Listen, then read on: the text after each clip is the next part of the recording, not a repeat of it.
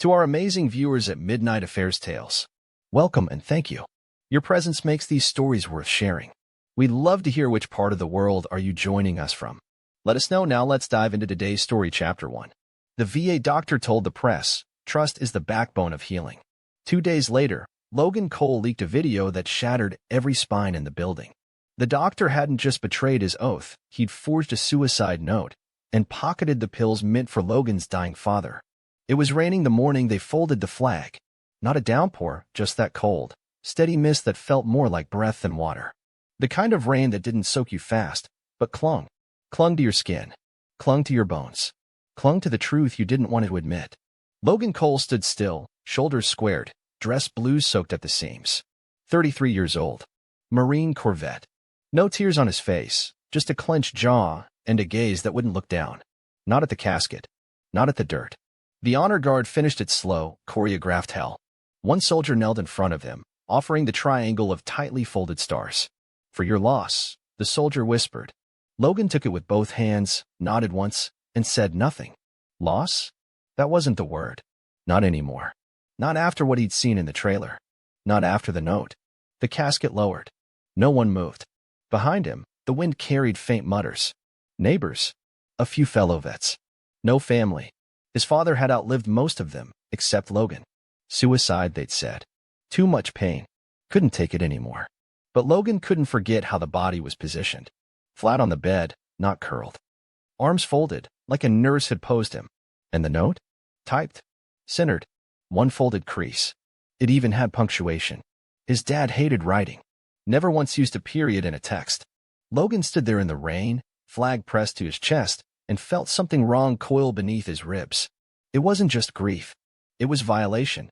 3 hours later, he was inside the trailer. Alone. The place still smelled like his father's cologne. Old Spice and off-brand soap. Cabinets still stocked. Coffee pot full, untouched. Logan opened the bedroom door.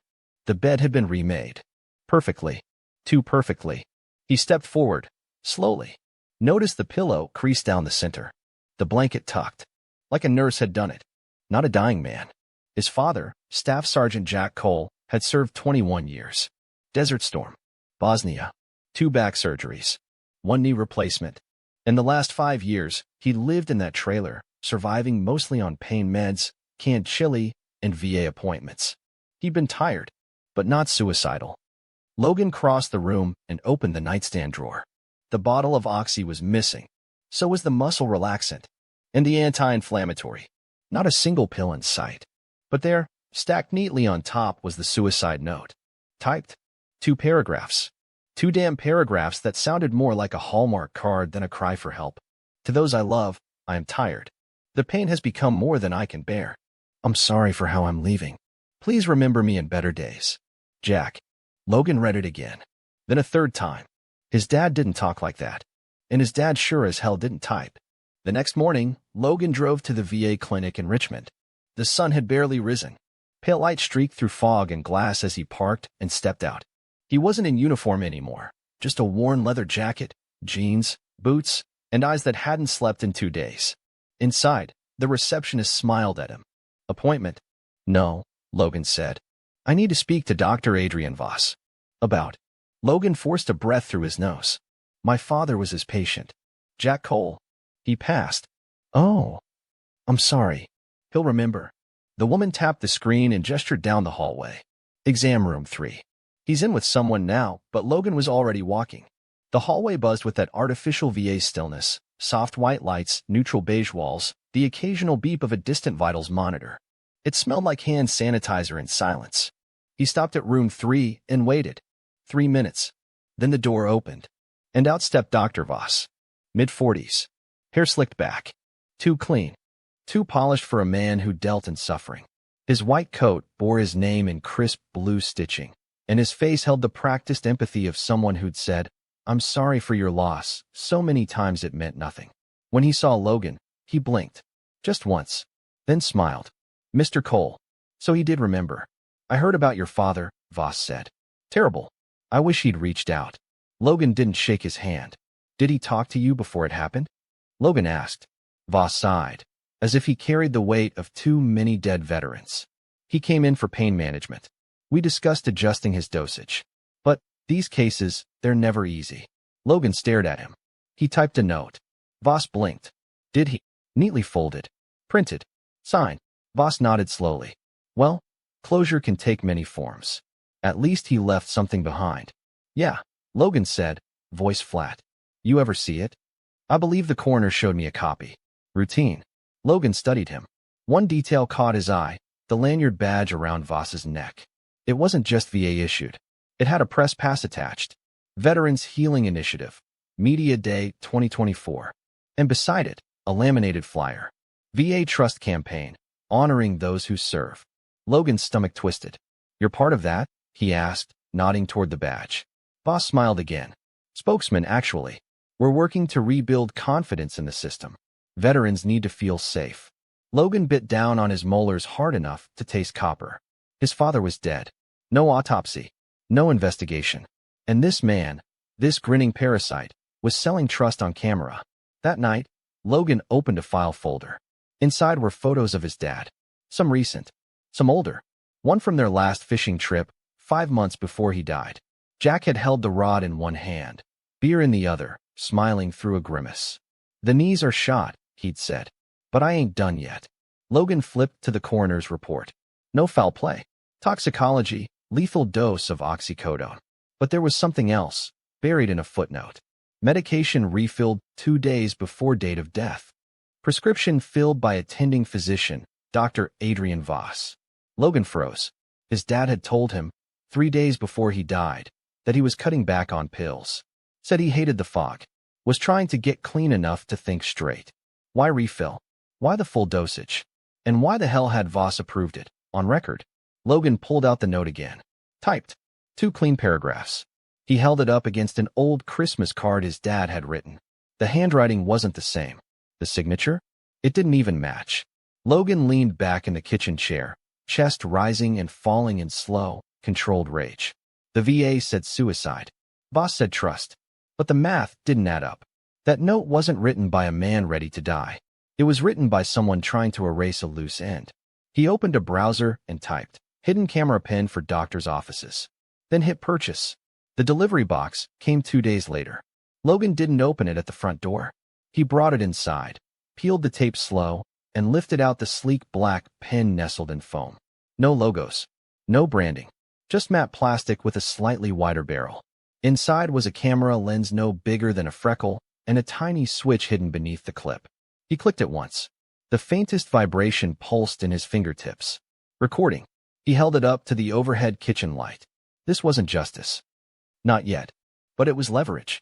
Dr. Voss's office was as polished as the man himself, framed degrees, glass water pitcher, neatly arranged pamphlets on grief, healing, and post-service wellness. Logan sat stiff in the chair, jacket zipped, the camera pin clipped just above his chest pocket, angled directly at the desk. I appreciate you coming in, Voss said, steepling his fingers. Losing a parent, especially a fellow vet, it can twist your foundation. Logan didn't blink. I'm not here for therapy. Of course. You said you've been having trouble sleeping? Pain from your deployment. Something like that. Voss leaned forward, nodding with rehearsed concern. We can start slow. A muscle relaxant maybe. Something to take the edge off. He turned to the keyboard and began typing. Logan scanned the desk. The prescription pad set off to the right, turned slightly away. No need to go heavy, Logan said carefully. My dad, he was on a ton of stuff. I don't want to end up like that. Voss paused, then gave a small laugh. Old-timers, huh? They come from a different breed. Tough as nails, but most of them don't know when to quit. Some chase that pain relief too long. Logan held his breath. You ever think you didn't mean to go that far? He asked. There was a flicker in Voss's eyes. The kind that moves before the mouth does. I think he was in pain, Voss replied. And I think the system let him fall through the cracks. Happens more than it should.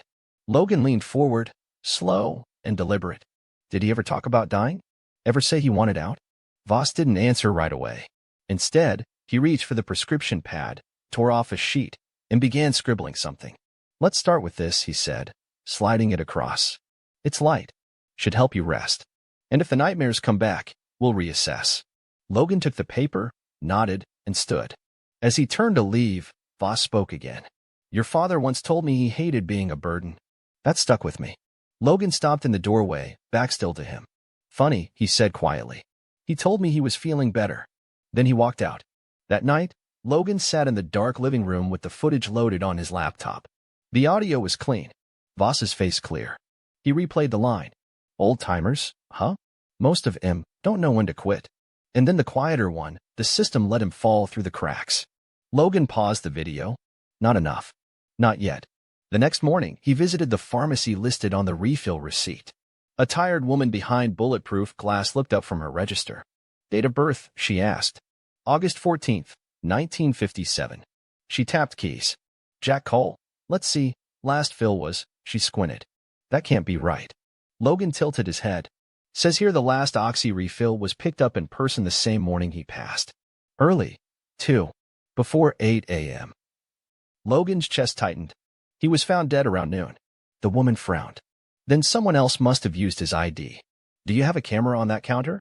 Not me, she said, nodding toward the back room. But the security guy does. It took him 2 hours, a favor from a retired MP, and a fabricated request letter. But by the afternoon, Logan was sitting across from a bored security tech watching grainy black and white footage from 4 days ago. There, 7:52 a.m., a figure approached the counter. Not Jack. Too tall. Wrong coat. Different posture. The figure leaned forward, handed over a form, and accepted a bag of medication. The camera wasn't high quality, but Logan caught one thing clearly. The man was wearing a VA badge. Logan drove straight to his father's trailer again. The windows were still sealed shut. The air inside stale and wrong. He opened the cabinets, yanked drawers, scanned for anything out of place. This time, he flipped the mattress. Nothing. Lifted the rug.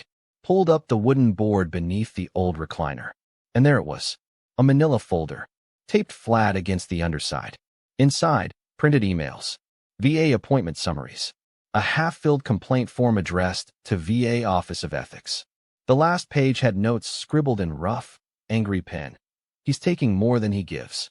Told me no one will believe me. That refill wasn't mine. I said no.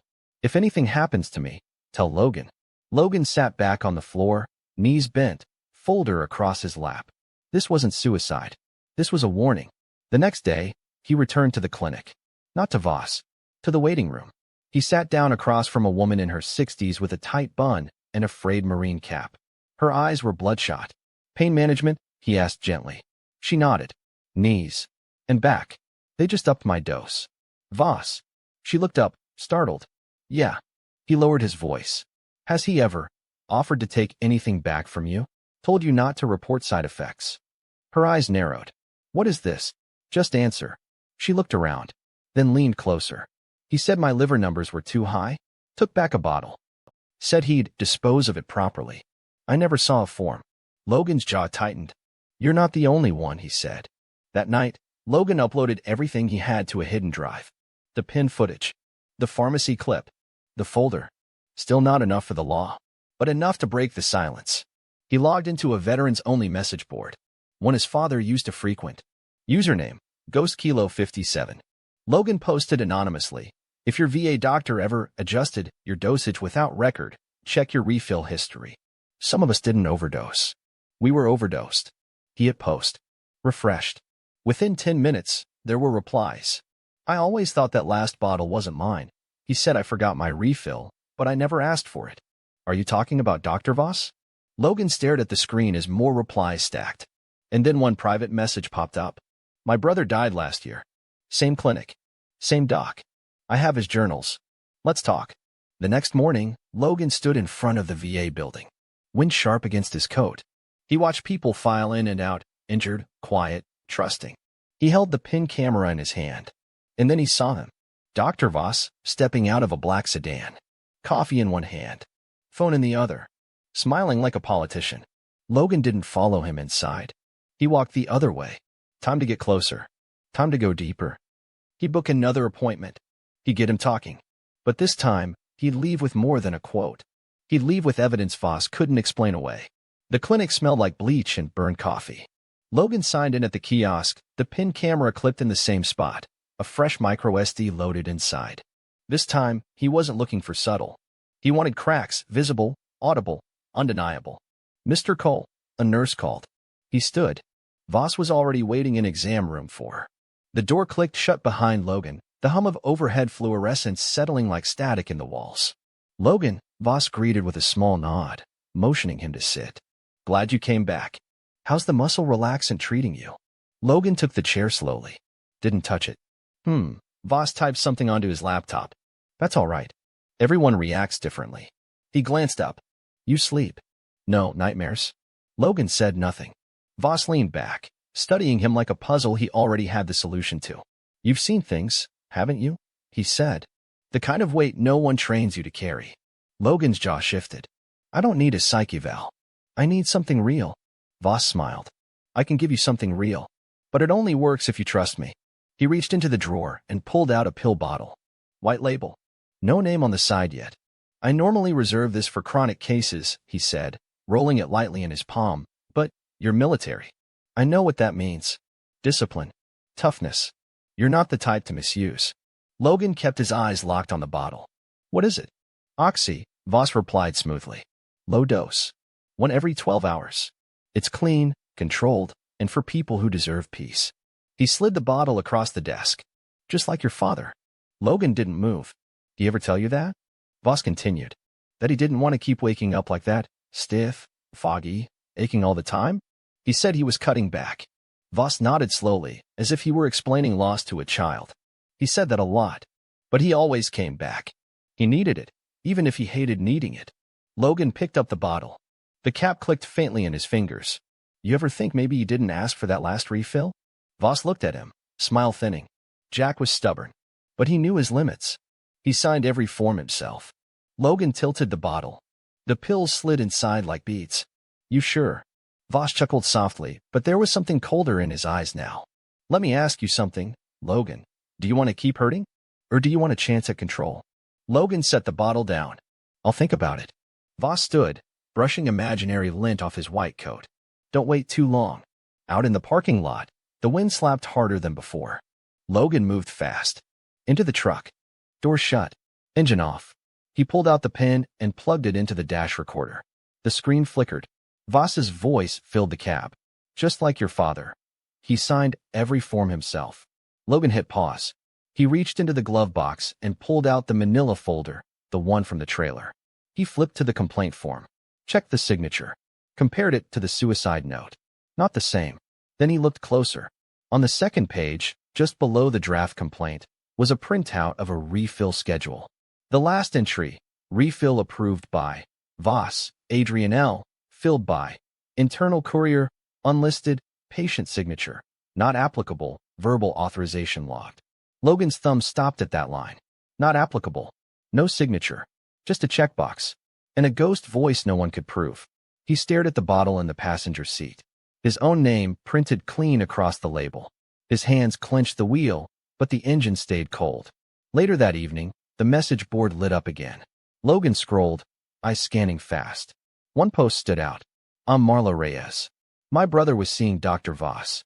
Died in his sleep, similar circumstances. He kept journals. I still have them. You're not alone." He typed one sentence. "I'll meet you tomorrow." She chose the diner near the train station. Booth in the back, coat zipped up to her chin, hands clutched tight around a coffee mug. "Logan?" she asked as he approached. He nodded. Sat across from her. No pleasantries. She slid a battered notebook across the table. This was Rob's. I didn't read it for months. He opened to the marked page. He said the new pills were stronger. Didn't match the label. I told him to check, but he said the doc said it was safe. Said he trusted him. Next page. I'm starting to forget things. He lowered my dosage, but I feel worse. He said it's in my head. Marla stared at her hands. Rob was sharp. Even when the PTSD got bad, he never mixed up dates. But those last 2 months, she stopped. Did your dad change? Logan nodded. Said he was foggy, confused, but wanted to stay clean. I thought he was just getting old. He wasn't, she whispered. He was being poisoned. Logan flipped to the final entry. The writing had changed, sloppier, rushed.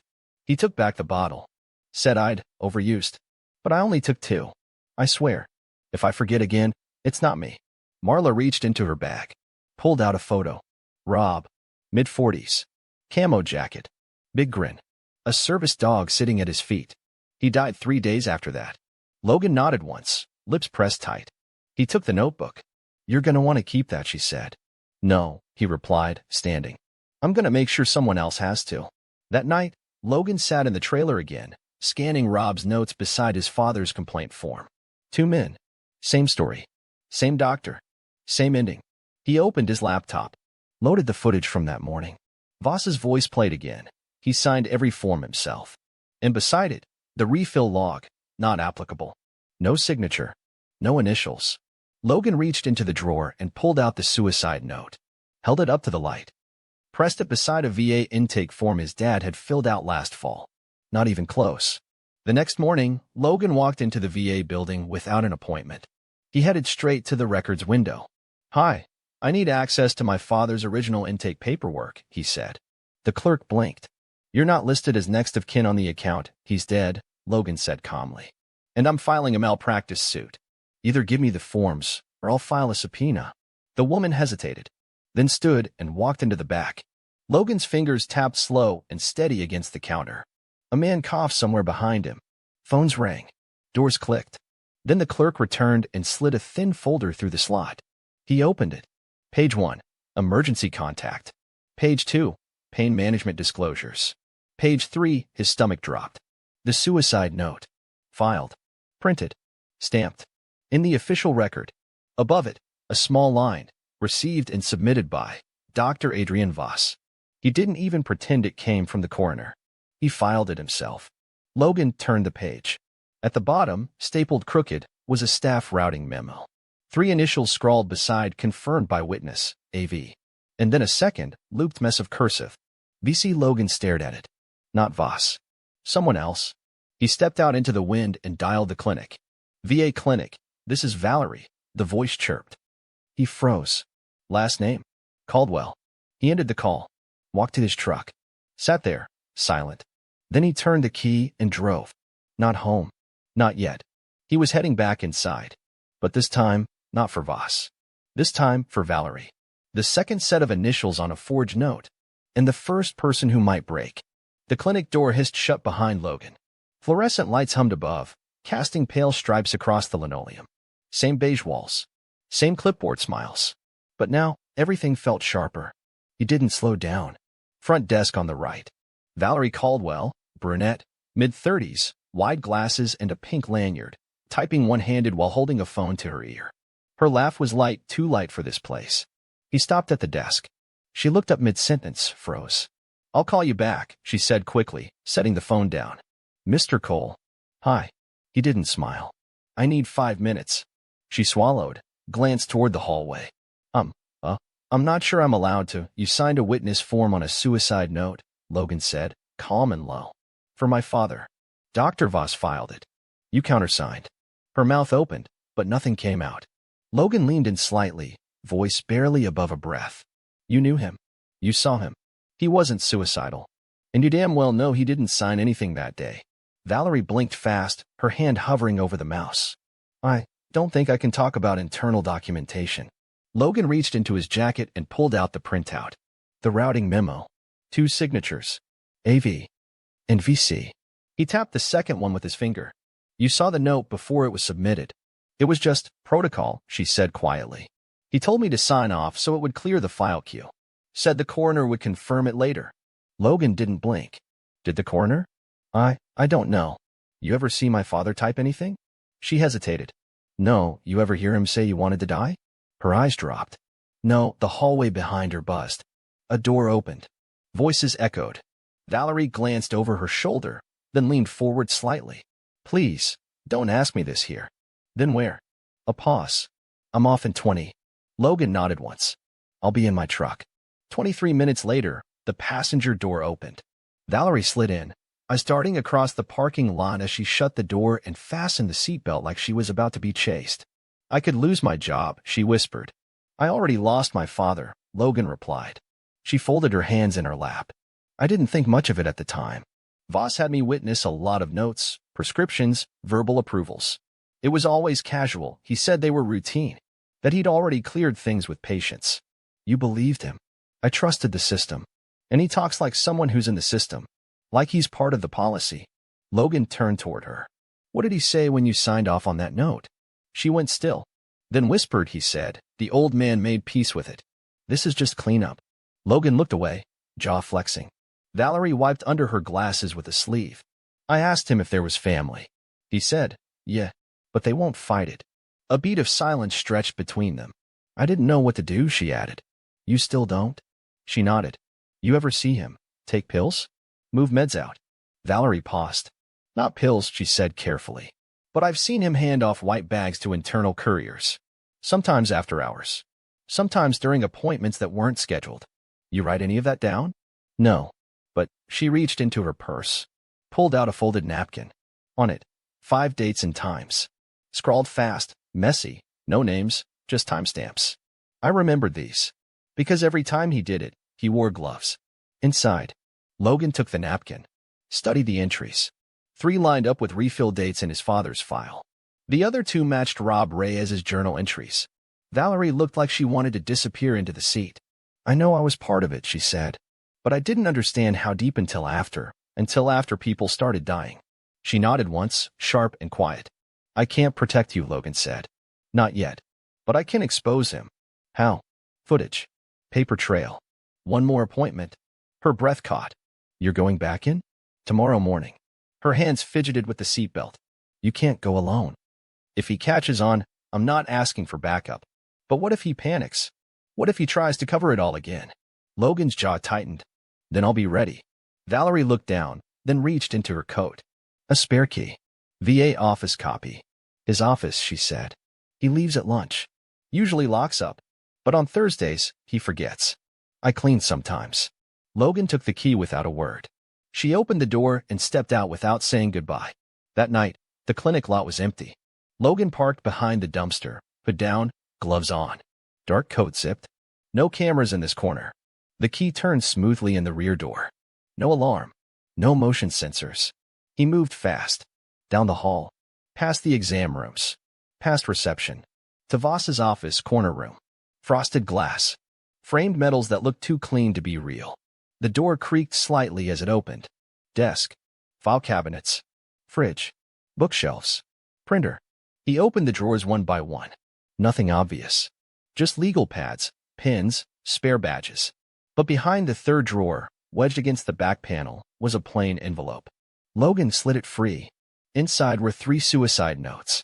Typed. Printed. Signed. Different names. Different dates. Each one ended with, please remember me in better days. Same phrasing. Same layout. Same spacing. The signatures? Identical loops. He looked closer. Same font.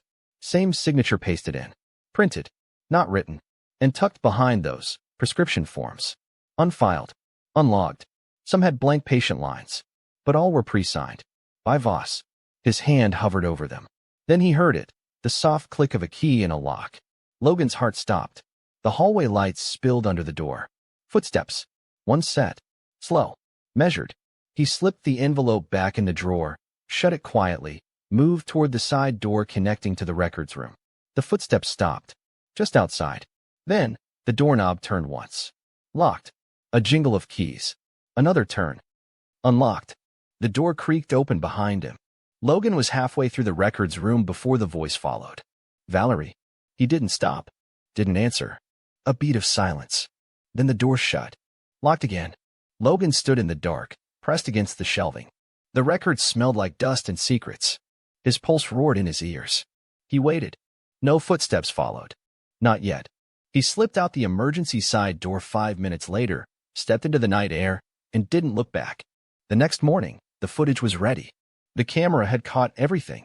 The envelope. The notes. The blank prescriptions. Logan opened his laptop. He wrote a message to the press. Attached the video. Hovered over the send button. Then stopped. A new email arrived. No subject. No signature. Just a photo. Of Logan. Outside Voss's office door. Taken from inside the building.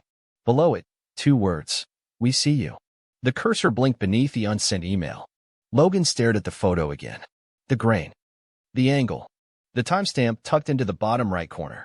He was mid-step, caught between decision and danger, right outside Voss's office. The words below it hadn't changed. We see you. No sender. No return address. Just a message that meant one thing: someone had been watching from inside. He closed the laptop slowly, the room suddenly too quiet.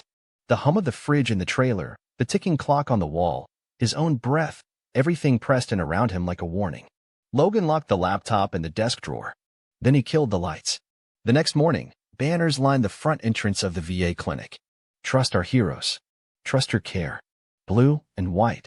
Polished smiles printed in high definition. At the center of the largest banner, Dr. Adrian Voss. Logan stopped at the edge of the sidewalk. A small crowd had gathered out front, staff in pressed coats, a few suited officials, and a line of uniformed veterans holding flags. A cameraman adjusted his lens. A podium stood against the steps, microphone angled just right. Voss stepped out through the main doors, white coat spotless, hair glinting in the light. He shook hands with the director of the VA district, posed for photos, offered that same practiced, reassuring smile, the kind designed to sell comfort in silence. Logan stayed behind the crowd, hoodie up, sunglasses on. He spotted Valerie near the edge of the steps, clipboard in hand, face tight. She didn't look toward him, but her hands trembled each time she flipped a page. The press director called everyone to attention. Thank you all for being here today. The Department of Veterans Affairs is proud to launch our newest initiative, one that speaks to the heart of every vet who walks through these doors. Logan tuned her out. His gaze was locked on Voss, standing with perfect posture, like nothing could touch him. And now, I'd like to introduce one of our leading care providers, a man whose dedication to our veteran community has helped shape this very facility, Dr. Adrian Voss. Applause. Polite. Tight. Controlled. Voss stepped up to the mic, hands resting lightly on the podium. He leaned forward. I don't wear this coat for show, he said calmly. I wear it because every veteran who walks into my office carries a story that deserves dignity. Logan's knuckles tightened around the folded paper in his pocket, the printout of the forged suicide note. But dignity doesn't come from politics, Voss continued. It comes from trust. And trust is the backbone of healing. Flashbulbs popped. More applause. And then his eyes flicked, just for a second, toward the far left side of the crowd. Toward Logan. No smile. No surprise. Just a flicker of recognition. And then it was gone. The crowd began to disperse an hour later. Logan waited. When Valerie finally stepped away from the steps, alone, he crossed fast, intercepting her at the side alley near the staff lot. You knew they were launching this, he said. She flinched. I didn't know you'd show up. Someone sent me a photo. From inside. You were there. I didn't send it, she snapped. Then who did? She looked over her shoulder. Lower your voice. You gave me a key, he said. Told me when to go in. Her voice dropped. I didn't know they had cameras and records. He stepped closer. You sure about that? I'm not the enemy, Logan. No? Then why is Voss standing on a stage while my father's file is buried in lies? Valerie looked away. You don't understand how this place works. You start pushing too hard, and it pushes back. You still covering for him? I'm covering my job. And maybe she hesitated, maybe trying to keep someone alive in the process. Logan stepped back, disgust flashing through him. You saw the prescriptions. The copied notes. I know, she whispered. And I gave you everything I had. But you can't fight him like this. He's not alone. A silence spread between them, ugly and raw. You said he acted alone. I said I thought he did. Logan nodded once, slow. Then who else is signing off? She didn't answer. He stepped closer again, voice ice. If you're lying to me now, Valerie, it makes you part of it. Her breath caught. I'm not lying. But if you go after him the way you're planning, he'll bury you. Logan turned without another word. Back in the truck, he opened the laptop. Checked the external folder. One file was gone. He blinked. The pin cam footage missing. The original file had been there this morning. Logged. Timestamped. Now it was blank. He opened the backup drive. Corrupted. He tried the third folder, the one he'd emailed to himself. Blocked. Access denied. Unauthorized content. Logan's jaw tightened. Someone had scrubbed it. From his system. He unplugged the laptop, popped the back cover, and removed the entire drive. Tossed it on the passenger seat. His phone buzzed. Blocked number. He answered. Silence.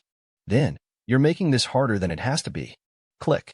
That night, Logan sat in the trailer, staring at the wall. No footage. No whistleblower. No files that would stick. Just 3 bodies, his father, Rob Reyes, and the names on the forged letters he'd seen for 2 minutes before fleeing the office. Then something hit him. The napkin. He pulled it from the folder, Valerie's list of handoff dates. 5 times. All during unscheduled appointments. He grabbed the printout of the clinic calendar, archived staff logs. 4 of the 5 dates had a line in red. Courier pickup. Specimen transfer. No patient name. No internal code. But each one listed the same courier ID. P. Canner. The next morning, Logan waited in the VA lot. 6:40 a.m. The staff usually rolled in by 7. At 6:52, a black government vehicle pulled into the rear lot. Marked VA license plate. Courier decal on the side. Driver stepped out, mid-30s, buzz cut, black jacket, duffel bag slung over one shoulder. Logan watched him walk up the ramp to the loading bay. The badge around his neck read, Paul Canner, Internal Courier Division. The same name. The same ID. Logan followed him into the clinic. No one stopped him. No alarms. He waited just outside the loading area. When Canner reappeared, the duffel was gone. His hands were empty. Logan stepped into his path. Canner. The man froze. Yeah. You deliver for Dr. Voss? Canner shifted his weight. I deliver for a lot of people. Logan held up a clipboard, one he'd stolen from the volunteer desk, and pretended to check a line. You picked up 5 transfers this month. Unscheduled. All signed by A. Voss. I need confirmation on contents. Canner's face blanked. Who are you with? Internal review. You got ID? Logan didn't blink. You got a list of what was inside those bags. Canner looked toward the hallway. No, we don't log that. We just deliver sealed bio units. Bio units, Logan repeated. Even when they're labeled with narcotic handling codes. Canner stiffened. That's not my business. Logan stepped forward. Yeah, well it is now. Canner backed up. Look, man, I don't want trouble. Logan's voice dropped. You already have it. Canner turned and walked fast, too fast, toward the stairs. He didn't head for the exit. He was going up. Logan followed at a distance. Up 2 flights. Canner disappeared into the restricted storage wing. When Logan reached the door, it was locked. And quiet. Too quiet. Back downstairs, the press team had returned. A large flat screen now sat in the lobby. Playing on loop, the campaign video. VA Trust Campaign. Honoring those who serve. Images of Voss consulting with patients. Laughing. Embracing families. The words safety, integrity, compassion, flashing in bold font beneath his smile. Logan stood in front of the screen, the footage flickering across his face. Behind him, 2 security officers walked into the lobby. They didn't look at him, but one held a printed photo in his hand, folded in half. He tucked it into his jacket. The other whispered something into his mic. Logan turned. Watched them disappear into the hallway. Something shifted in the air. Not panic. Not yet. But something colder. A narrowing of options. He stepped out into the morning wind. Back at the trailer, the mailbox was open. Inside, a small envelope. No return address. He opened it. Inside, just one photo. Black and white. A close-up. His father. On the bed. Already dead. But the angle, it wasn't from the coroner. It wasn't a police photo. It was taken before they arrived. Below it, a note. Tell one more soul, and we finish what we started. Logan stood frozen in the driveway, fingers tightening around the photo until it curled at the edges. Wind brushed past. No footsteps. No sound. Just silence, heavy, loaded, waiting to break. Logan's fingers tightened around the photo until the edges bent like a fracture. The black and white image stared back. His father, still and small on the twin mattress, eyes closed, one hand resting awkwardly on his stomach. But it was the angle that hollowed out the center of Logan's chest, taken from above, close, deliberate. No timestamp. No police overlay. Someone had stood over his father before the coroner. Before the call was even made. He lowered the photo, just enough to see the note again. Tell one more soul, and we finish what we started. The handwriting was jagged. Angry. Rushed.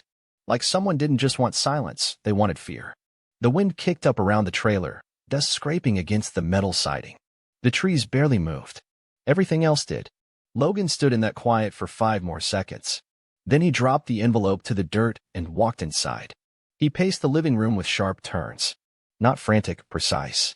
Every creak of the floor under his boots sounded louder than it should. Every object in the room suddenly felt out of place. The half-tilted picture frame. The pin jar his father never used. The folded blanket no one had touched since the funeral. He pulled down the blinds one by one. Checked the locks. Closed the fridge without grabbing anything. Then he knelt beside the couch and opened the locked storage bin he hadn't touched in months. Buried under military records and a faded service flag was a steel case. Inside, his backup burner phone, an old tactical wrist recorder, and a roll of black electrical tape. He grabbed all three. No more hidden cameras. No more waiting. If they wanted to see him, they'd have to stand in the open. He met Valerie that night in the empty lot behind the rec center. Same spot they'd used 2 weeks ago, back when all of this still felt like information. She pulled up in a silver sedan, headlights off, engine running low. When she stepped out, she already looked guilty. "You got it?" Logan asked. She reached into her coat and handed over a flash drive. "What's on it?" "Internal routing logs. Courier schedules. A flagged complaint filed under a restricted tag from 11 months ago." He took it. "Why now?" Valerie looked down. "Because I got a photo too." Logan went still. She pulled it from her coat. Crumpled. Folded twice. Same black and white tone. But this one was her. Leaving her apartment. Hair pulled back. Bag slung over her shoulder. Looking straight ahead. Like someone had followed her for blocks. Below the image, one word. "Careful." "I want out," she said. "I'll testify. Whatever you need." He watched her closely. "You sure?" Her voice cracked. "He said I wouldn't have to live like this forever. He promised." "Who?" She blinked. "Canner. The courier. Voss isn't the only one running this." "No," she whispered. "He's just the one who smiles in public." Logan pocketed the drive. "Do you trust me?" "I think I'm past trust." "Then listen carefully," he said. "You vanish for a while. No work. No texts. No answers. You've got 2 days to clean your life. And after that, come back with everything you have. Records. Logs. Witness names." Valerie hesitated. "I don't want to die over this." "You won't," Logan said, even though he couldn't promise that. Back at the trailer, Logan plugged in the flash drive. Files loaded, slowly. Folder names in government shorthand. Courier manifests. Digital copies of controlled substance movement sheets. But one folder stopped him. INT complaints /redline/col/SSGDJ. He opened it. Inside, an audio recording. Timestamp 2 weeks before his father's death. He pressed play. Static. Then his father's voice, hoarse, tired, but clear. "This is Jack Cole, Staff Sergeant, U.S. Marine Corps, retired. I'm making this recording in case something happens to me. I've already submitted a formal request to change providers at the Richmond, Virginia clinic. Dr. Voss has been overprescribing meds I didn't ask for. I told him last week I was cutting back. He showed up the next day with a bottle and said, 'I'm doing you a favor.' I told him I didn't need favors. He said, 'Then keep your mouth shut and enjoy the ride.' I don't trust him anymore." A long silence followed. Then, if you're hearing this, something went wrong. Logan sat back in the chair. Not blinking. Not breathing. Just listening to the voice that was gone, but not finished. He opened the system log metadata. The audio file had been uploaded. Then deleted. Then restored by someone. Valerie? No. Someone else had been keeping it alive. He scanned the audit log again. Last modified by admin user PK93 Paul Canner. The courier. The one who'd said nothing. Delivered everything. And now was quietly preserving the one piece of evidence that could destroy everything. The next morning, Logan was waiting at the rear entrance before sunrise. Canner's sedan rolled up on schedule. Slower this time. More cautious. Logan didn't speak until the courier stepped out. "I heard my dad's voice last night." Canner froze. "He trusted you once. Trusted this system. You helped wipe that." Canner looked away. "I didn't kill him." "No," Logan said. "But you carried the body back." A pause. Cold wind passed between them. Logan stepped closer. "You preserved that file. That recording. Why?" Canner's jaw twitched. "Because I knew someday someone like you was gonna come asking." "Then give me what's left." Canner hesitated. "They'll know. They already do." Another silence. Then, from inside the duffel bag, Canner pulled out a second drive, marked only with a red slash of electrical tape. He held it out. "You never saw me." Logan took it. "I never saw any of you." That night, Logan sat under the fluorescent kitchen light, the new drive in his laptop. Folders opened. Inside, a spreadsheet of names. Dozens.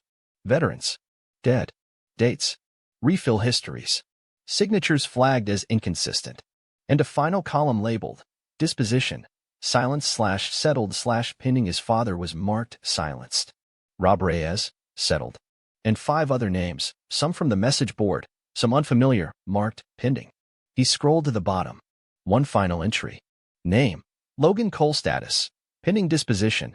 Reclassify as mental health risk directive. Observe. Discredit.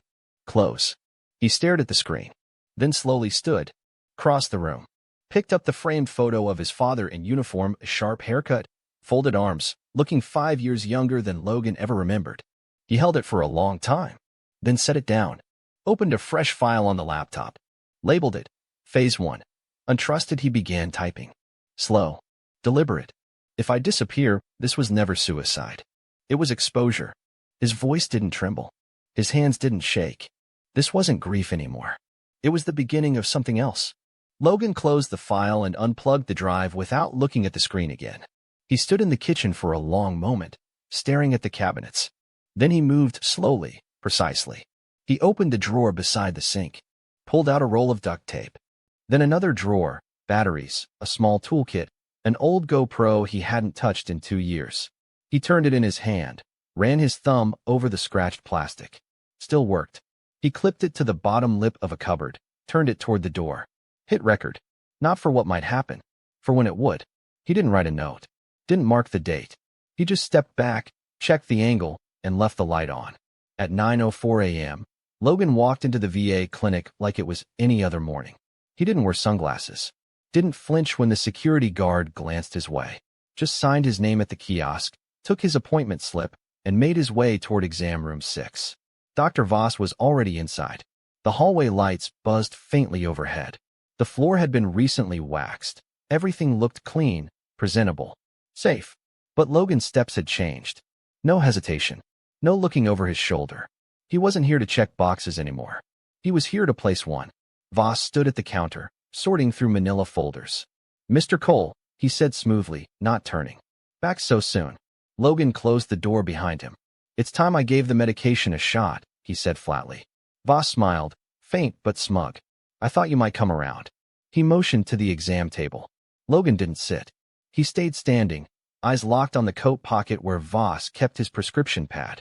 Voss opened a drawer, pulled out a fresh bottle. This is a slightly different dose. More stabilized. Should ease you in. Logan reached into his jacket, pulled out a silver USB recorder, set it on the counter without a word. Voss stopped moving. His smile didn't disappear, it just tightened. What's that? Documentation, Logan said. For my records. Voss laughed once, short and condescending. You don't need that. You're not under investigation. Logan didn't blink. Yet. Silence swelled between them. Then Voss capped the bottle and placed it gently back in the drawer. I think we're done for today, he said, voice colder now. I don't, Logan replied. Another pause. Voss stepped back from the counter. There's a system here, he said carefully. A rhythm. And it only works if people respect their place in it. Logan stepped forward. I buried my father with full military honors. Folded the flag. Gave the eulogy. But that rhythm? It didn't save him. You should leave, Voss said. I will. He picked up the USB recorder, pocketed it, then leaned in just enough that the fluorescent lights caught his face. But this time, I'm documenting everything. And you're not the only one on camera anymore. Voss didn't respond. Didn't blink. Logan walked out, shutting the door behind him. No slam. Just a clean, final click. By noon, Logan sat at a corner booth in the VFW hall across town. The place smelled like dust and coffee. 2 older vets played cards in the corner, one in a wheelchair, the other chain-smoking beside a rusted trophy case. Logan sipped from a styrofoam cup and scanned the room until he saw her, Marla Reyes. Rob's sister. She looked exhausted, coat buttoned too high, a canvas folder under her arm. She slid into the booth without a word. Logan placed a napkin on the table, the same one Valerie had given him, 5 dates and times. Your brother's name was flagged in the same schedule as my father, he said quietly. She nodded, opened her folder, laid down a stack of handwritten journal pages, then a folded obituary. Rob wasn't the first, she said. Logan leaned in. They marked him pending. Pending for what? He shook his head. The last column said, disposition. Marla didn't look away. What are you planning? He didn't answer. Instead, he reached into his coat and pulled out a plain white envelope. Inside, 2 printed photos side by side. One, Rob Reyes, smiling, Date stamped 5 months before his death. The second, Jack Cole. Still. Drained. Position staged. I need you to identify something, Logan said. He turned the photos toward her. Look at the bedding. The layout. The angle. You see it? She leaned closer. Froze. It's the same. Same position. Same hand placement. Same lighting. Same camera angle. Logan nodded once. Someone's staging these scenes before the coroner arrives. Marla looked sick. Who does that? Logan didn't blink. People who need deaths to look neat. At 3:15 p.m., he walked through the side gate of the city cemetery. Section 3C. Back row. No trees. No shade.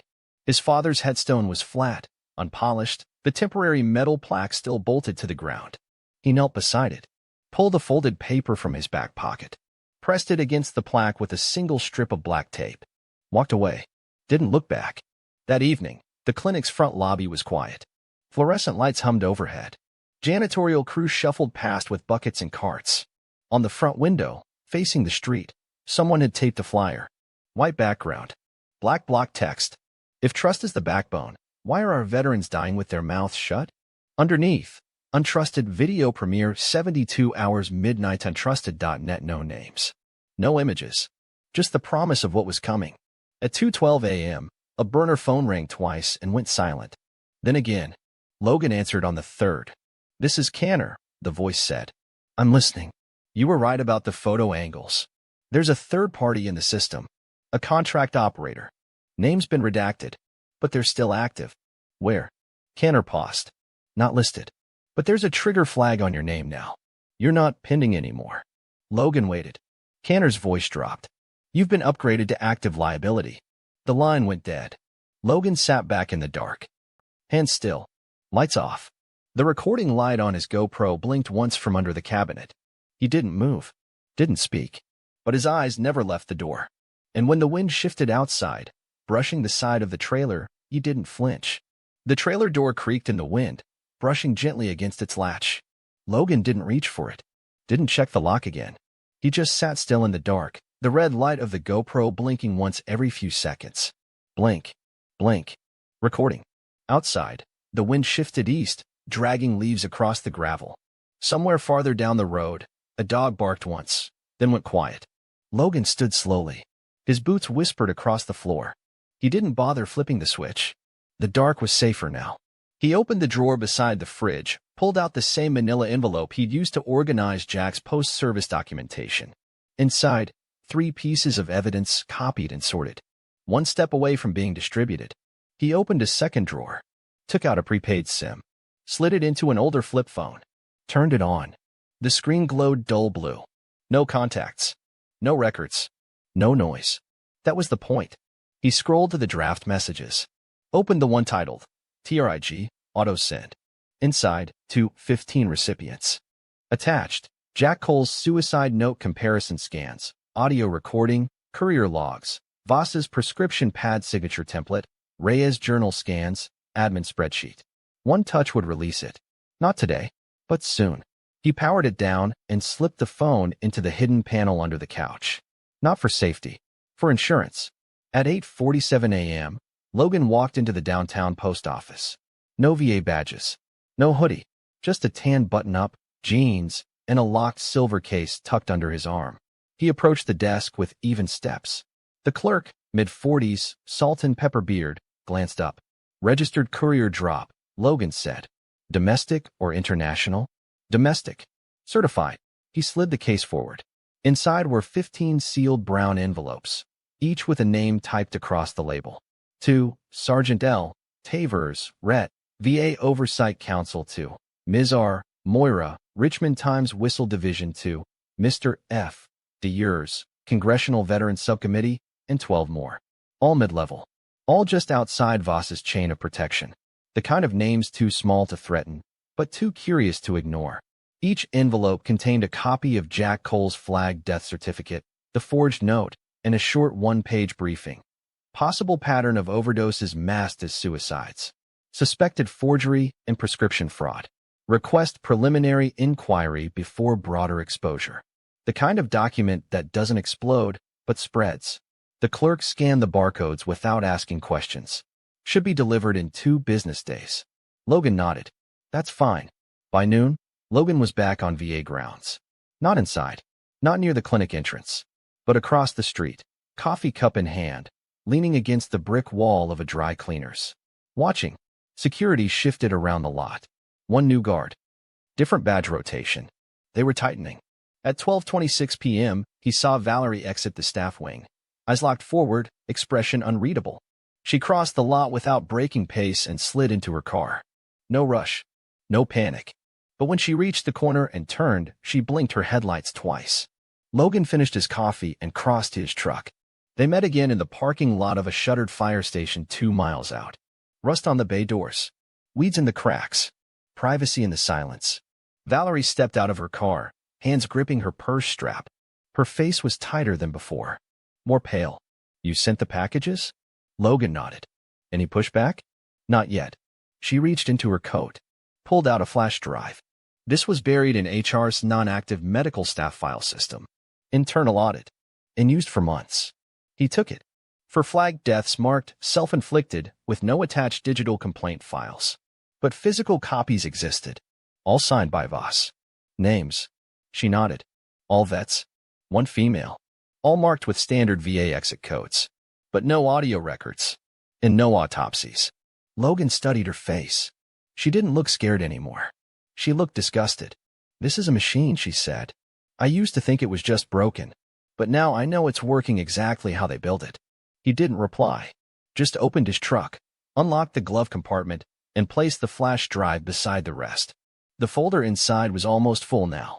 That night, Logan uploaded one more file to his private server. Label. Flare. It held everything the public couldn't ignore. Not a bomb. A flare. Meant to attract attention, not burn the whole place down yet. He scheduled it for automatic release in 96 hours. A ticking clock no one else could hear. At 1:12 a.m., Logan sat in the trailer, watching the GoPro footage. The door. The shadows. The stillness. Then, for 3 frames movement. A figure. Outside the window. A head turning. A shoulder dropping below the sill. Fast. Trained. Careful. Not random. He froze the frame. Zoomed. Enhanced. VA-issued shoulder badge. Half visible. Courier uniform. No face. But enough to confirm they were checking. Watching. He unplugged the GoPro.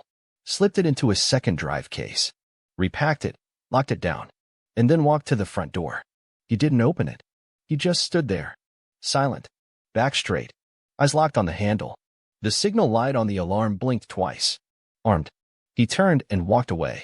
The next morning, the Richmond Times whistle desk opened with its usual staff rotation.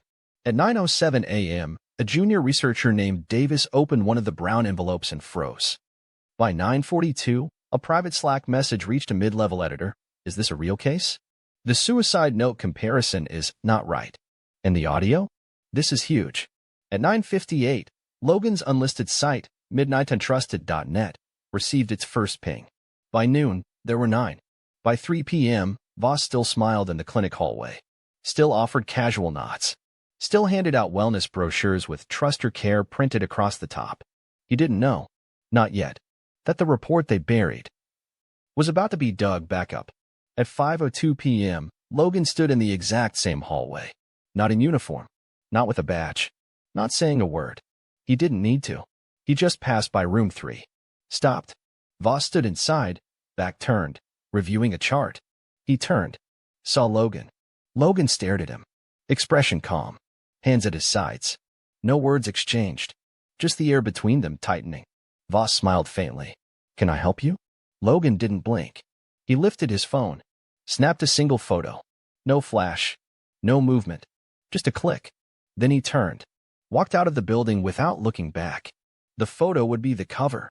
The last face they'd see before the story dropped. Click. The sound was soft. Barely more than a whisper. But inside exam room 3, Dr. Adrian Voss turned his head slowly at the noise. His eyes found Logan just beyond the threshold. No clipboard. No reason to be there. Just standing. Watching. Logan didn't lower the phone. He didn't speak. He just stared. Long enough for Voss's mouth to flatten. For the lines near his eyes to tighten. The photo had already saved to the cloud before the screen even dimmed. Logan turned and walked down the hallway. The weight wasn't in his boots. It was in the silence behind him. The silence of a man who, for the first time, wasn't sure who knew what. By the time Logan stepped into the VA lobby, something had shifted.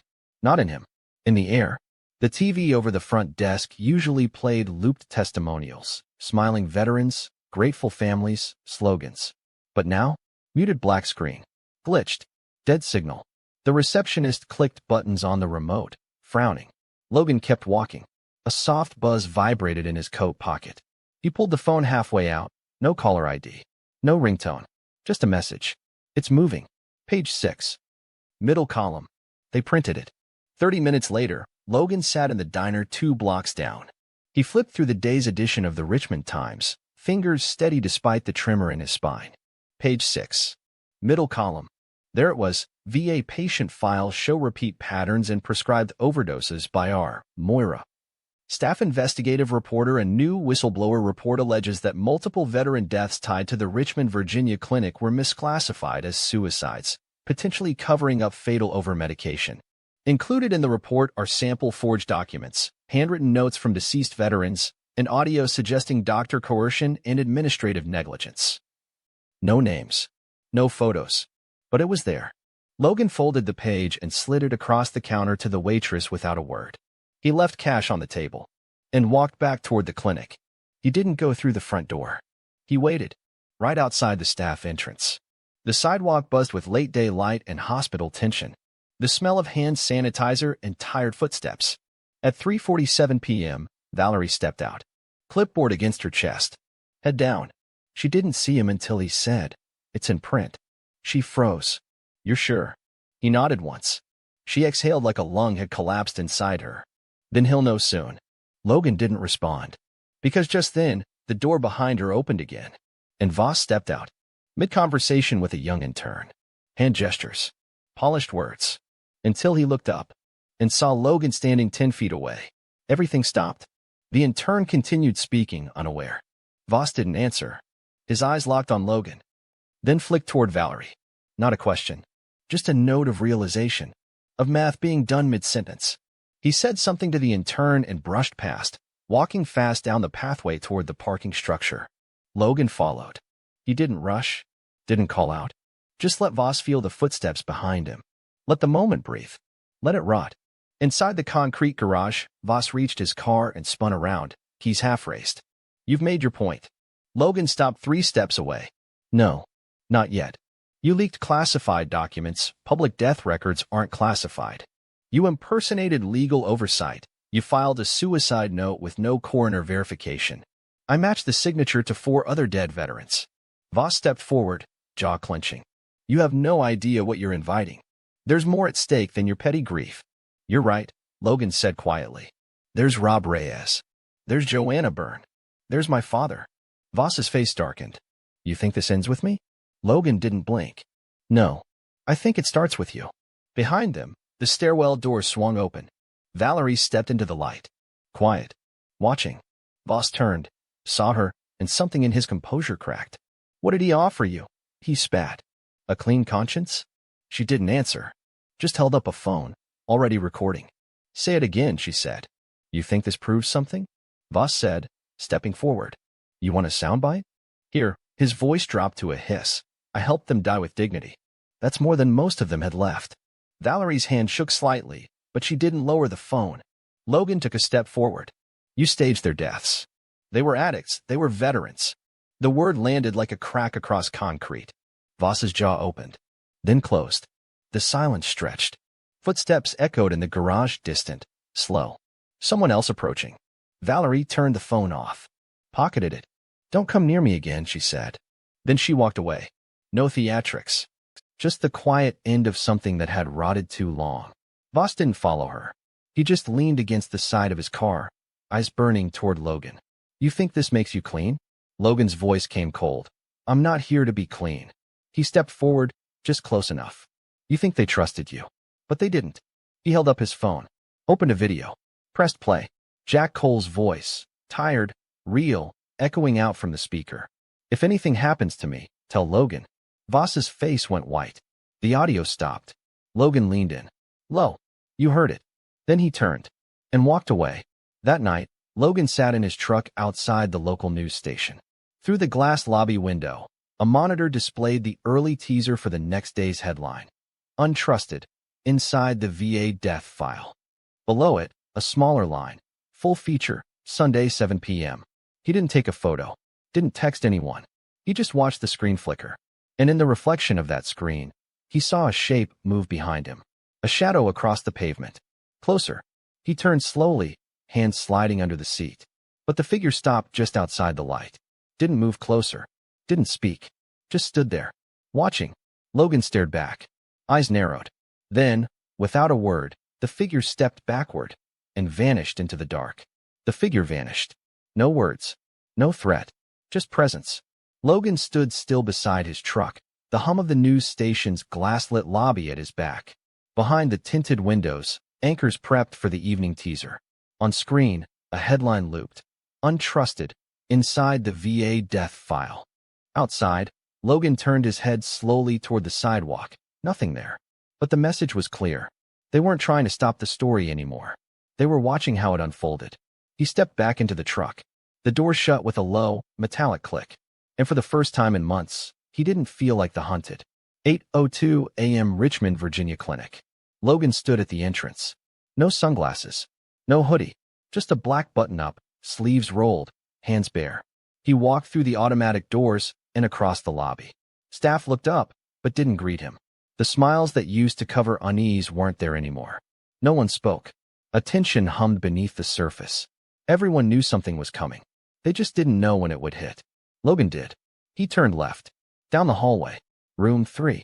The same door Voss had turned from just days ago. The same room where pills had been pushed and signatures fabricated. He knocked once. No answer. Then the door opened, barely a crack. Inside, Voss stood behind his desk, one hand on the edge, one still holding a half-folded patient file. His eyes locked on Logan. Logan didn't wait for an invitation. He stepped in and closed the door softly behind him. Silence. The blinds were half drawn. The light overhead flickered once, buzzing. On the desk sat a printed copy of the Richmond Times article. Folded. Read. Refolded. Logan nodded toward it. Page 6. Middle column. Voss said nothing. He set the file down. Carefully. You timed it well, Voss finally said. Logan didn't respond. Voss stepped around the desk. His voice was lower now. Less polished. You realize this will cost you everything. Logan tilted his head. You thought I had something left to lose? Voss looked at him hard, searching for weakness. Didn't find it. I've seen this before, Voss said, trying to sound calm. Crusaders. They flame bright, then burn out. And nothing changes. Logan took a slow step forward. You built a system on silence. Voss's jaw twitched. I protected it. I made it work. Logan stopped just short of the desk. Say their names. What? Say one of them. Voss stared at him. Couldn't. Logan reached into his jacket and pulled out a sealed envelope. Placed it on the desk. The name on the front, Dr. Adrian L. Voss. Stamped. Official summons. Federal Review Panel. You're due Friday, Logan said. You don't have the authority. I didn't file it. He stepped back once. Rob Reyes' sister did. So did Valerie Caldwell. So did 3 VA employees who decided they didn't want to die quietly. Voss's nostrils flared. You think any of this will matter? Logan's voice dropped to a near whisper. I don't care if it matters. I care if it sticks. The silence that followed was heavier than anything he'd carried overseas. Voss opened the envelope with a slow tear. His eyes scanned the first line, his name. Second line, allegations. Third line, intent to pursue civil and federal misconduct charges pending witness testimony. He folded it closed. This won't reach court, Voss said. Maybe not. Logan stepped toward the door.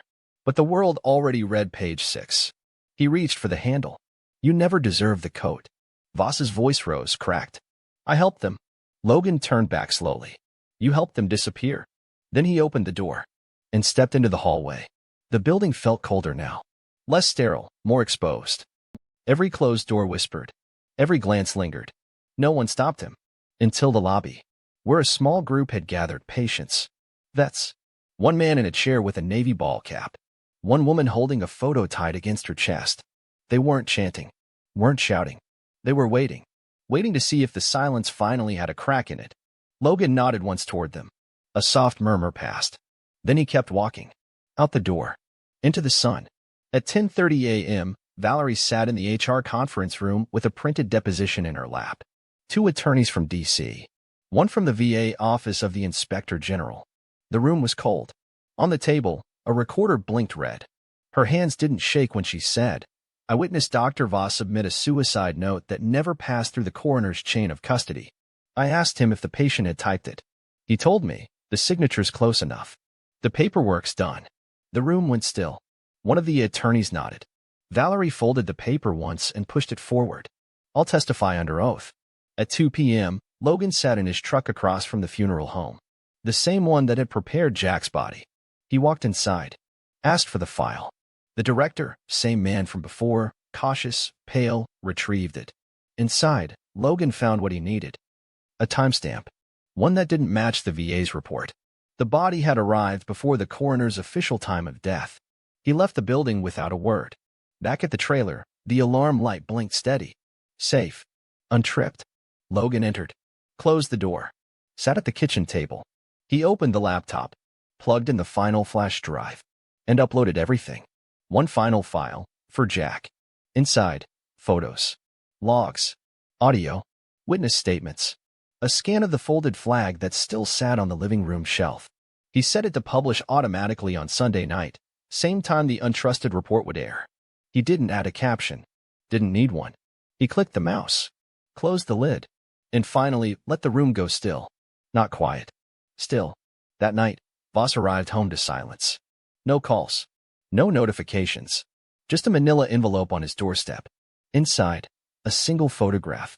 Jack Cole's signature. Next to the forged version. A black Sharpa line had been drawn between them. Below it, for words printed in red. You said it matched. He stood in the doorway, chest rising, falling. The house behind him empty. The light above him flickering. He didn't hear the footsteps behind him, but they were there. They'd always been there. Dr. Adrian Voss stood in his doorway, holding the manila envelope with both hands. Inside, the two signatures stared back at him. One real, one forged. The red line connecting them wasn't just ink. It was judgment. And whoever had dropped this off hadn't needed to knock. He stepped back inside and shut the door behind him slow, like he was afraid of how loud the sound might feel now. The house was too clean. The kitchen too quiet. There was no voice playing in the background. No email ding. No phone calls. Just the walls and what they knew. He crossed the living room, ignoring the framed photos, VA awards, certificates, commendation plaques, all angled to catch the light. None of them meant anything anymore. They didn't shine today. He sat at the dining table, hands in his lap. The envelope stayed unopened beside a cold cup of coffee. Outside, a car passed slowly down the street. Then another. Not marked, but watching. They didn't need badges anymore. They had something better now. Public curiosity. He pulled his phone from his coat and checked his inbox. Nothing from legal. No, we're behind you from the board. No reassurances from colleagues. Just a single message from an address he didn't recognize.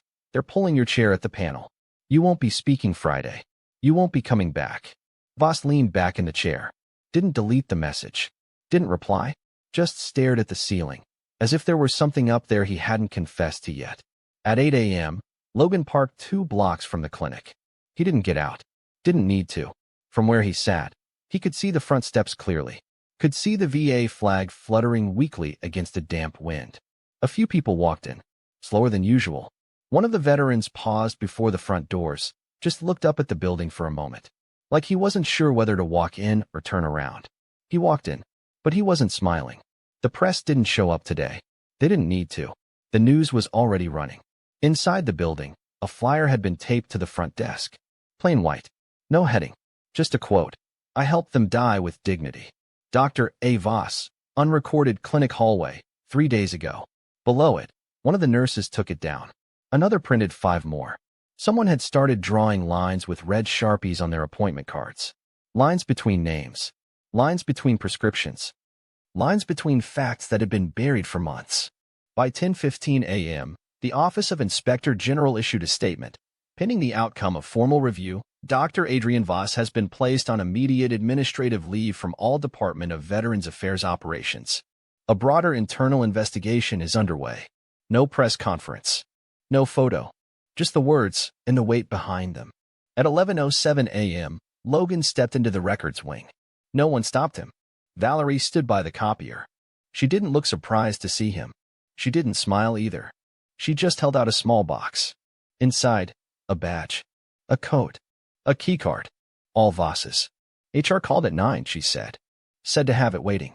Someone's picking it up today. Logan stared at the folded white coat. The name stitched across the chest. Dr. Adrian L. Voss Pain Management. It looked thin now. Small. Empty. What are you going to do with it? Valerie asked. He didn't answer. Instead, he set the box down on the table and lifted the coat from it. He turned it once in his hands, held it to the light, then walked to the nearest shredder bin and dropped it in. She didn't stop him, didn't speak. She just turned away and wiped her eyes. At 2:42 p.m., a black government sedan pulled into the back lot. Voss stepped out alone. No bag, no clipboard, just a sealed manila folder under one arm. He didn't go through the main entrance.